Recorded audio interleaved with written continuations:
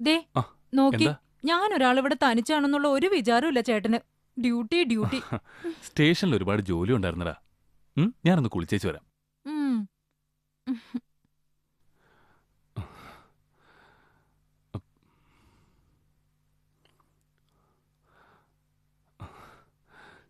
ഞാൻ അങ്ങോട്ട് വിളിക്കാം.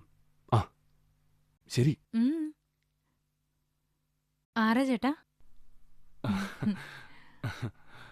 സ്റ്റേഷനിൽ നിന്നാ.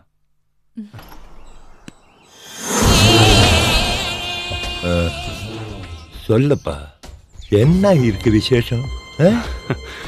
சார், அது வந்து வேலை ஆரம்பிச்சாச்சு. உங்களுக்கு டைம் கிடைக்கும் போது இதுவழி வரையா?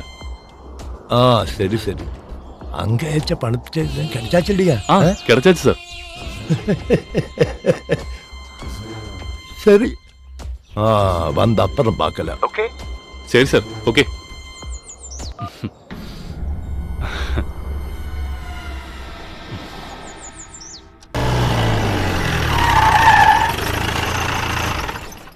പുതിയ എന്തോ പണിയായിട്ട് വരിക. എനിക്കിനി വയ്യ. ചുമ്മാ ഡോ, ആ ജീപ്പിൽ കുറെ സാധനം ഇരിപ്പുണ്ടോ? എടുത്ത് അകത്തോണ്ടേക്ക്. ചെല്ല്.